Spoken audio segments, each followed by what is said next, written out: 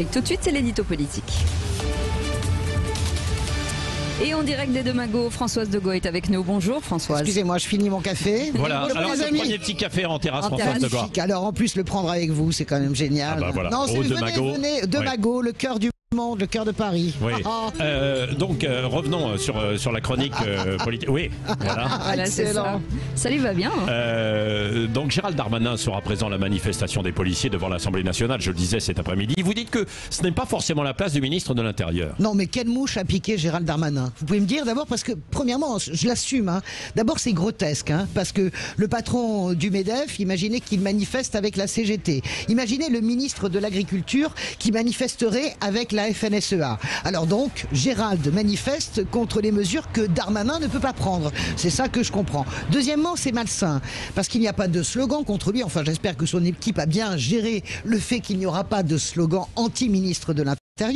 Mais il y aura forcément un slogan anti son collègue, c'est-à-dire Éric Dupond-Moretti, puisque cette manifestation est là pour faire pression sur la justice et le ministre de la Justice. C'est compliqué, ça va être un peu glacial, j'imagine, en Conseil des ministres. Gérald Darmanin, dans une manif où finalement on tacle le ministre de la Justice. Et puis le troisième point, c'est devant l'Assemblée nationale.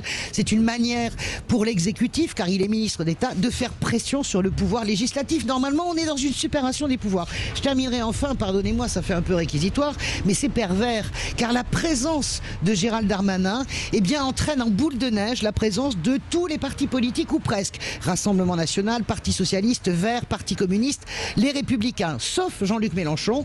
Mais on ne peut pas faire le procès à Jean-Luc Mélenchon de l'incohérence. Jean-Luc Mélenchon, il est cohérent avec lui-même. Vous savez qu'il a un rapport détestable avec les syndicats de policiers.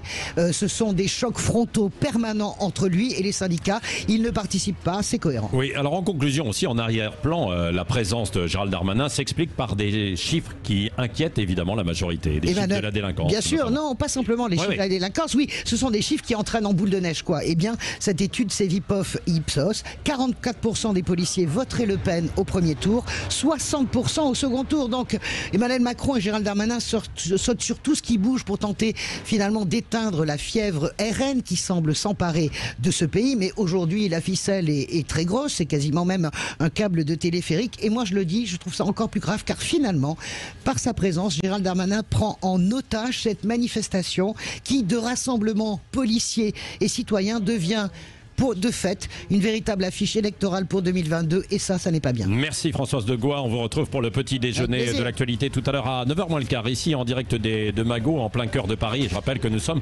partout en France, sur l'ensemble des terrasses qui peuvent rouvrir.